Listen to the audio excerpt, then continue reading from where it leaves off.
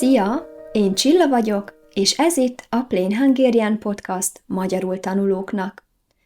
A mai epizódban arról fogok beszélni, hogy milyen az élet vidéken. Ha szeretnéd elolvasni a podcastot, megkapni az angol-magyar szólistát, és szeretnél magyar órára jönni hozzám, akkor csatlakozz a klubomhoz a Ko-fin. A linket megtalálod a podcast alatti leírásban. Már 5. éve vidéken élek, sőt, nem is csak vidéken, hanem tanyán.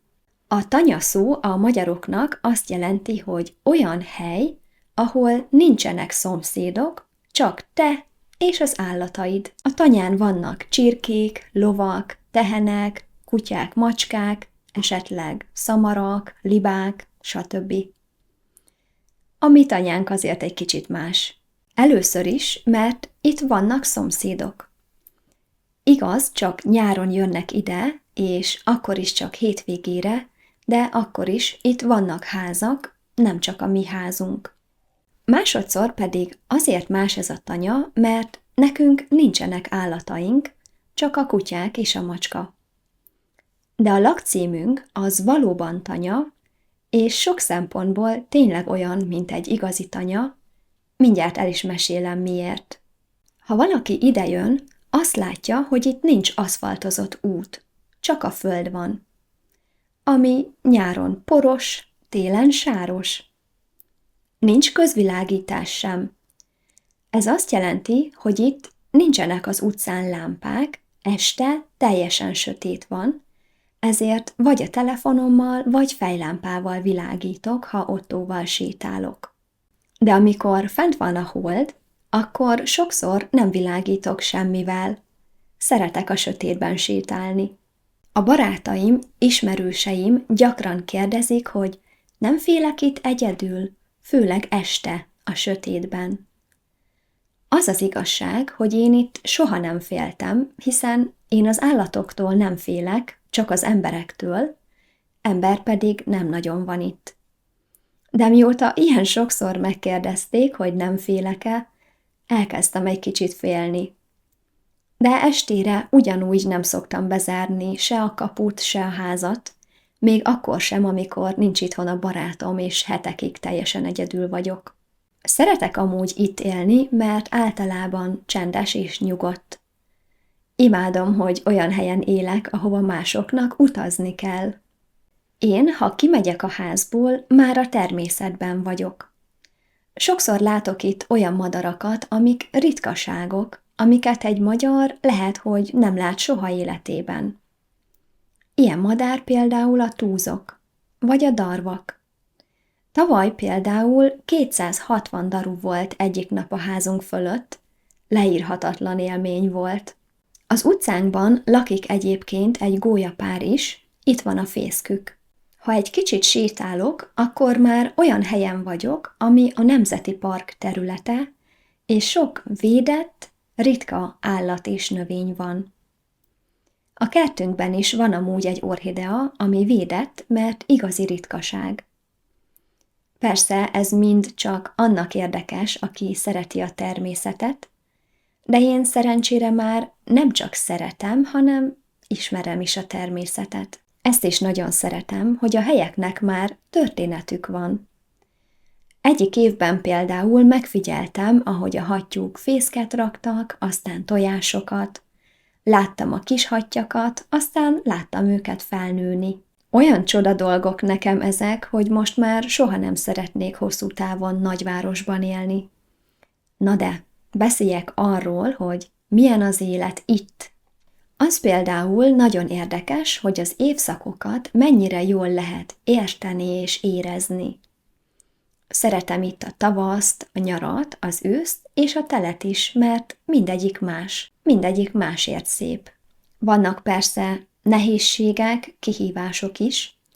Az egyik, hogy a házunk egy fából épült ház, régi, rossz ablakokkal és ajtókkal, ezért télen nagyon hideg van, nyáron pedig nagyon, de nagyon meleg van.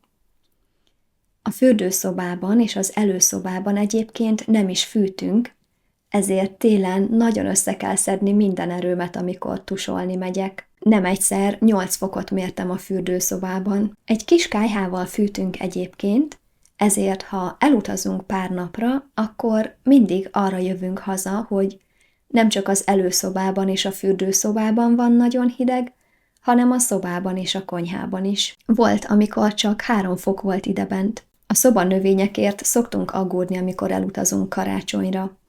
Szerintem most is azért vannak ilyen rossz állapotban, mert 1 hétig nem voltunk itthon, és 10 fok volt idebent. Van egyébként klímánk is, az szokott menni akkor is, amikor elutazunk, de mivel a ház fala vékony, és minden ajtó és ablak rossz, ezért nem sokat segít.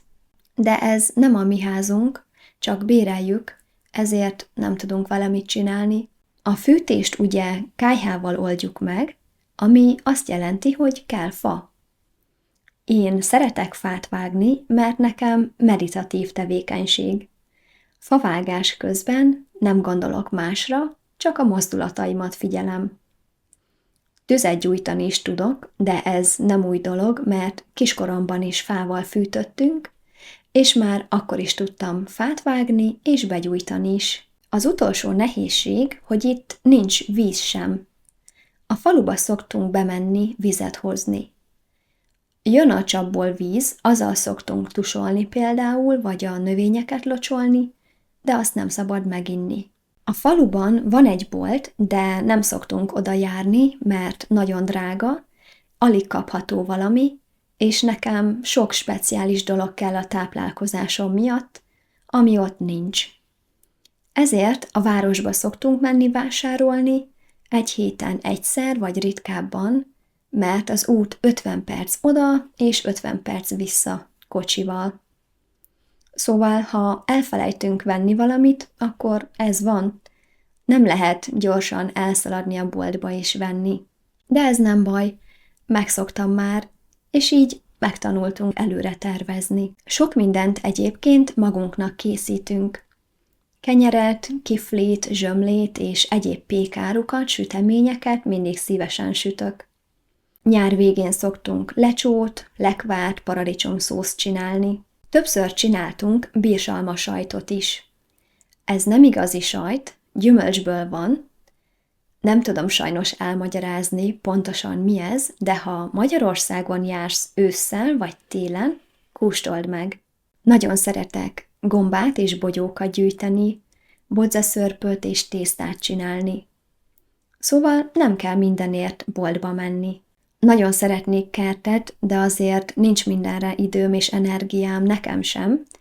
Így a kertben inkább csak virágok vannak, levendula, fűszernövények, például oregánó, bazsalikom, kakukkfű és menta, meg persze mindig ültetünk paradicsomot is. Van citronfű is, ebből szoktam teát főzni. Szóval számomra rengeteg előnye van annak, hogy itt élünk, biztosan nagyon jót tesz a mentális egészségemnek, de a barátokkal találkozni csak ritkán tudok, mert mindenki messze lakik, és elég rossz a tömegközlekedés. A buszok ritkán járnak, vonat pedig csak a városban van, oda el kell menni, és még mindig nincs jogsim, nem tudok autót vezetni.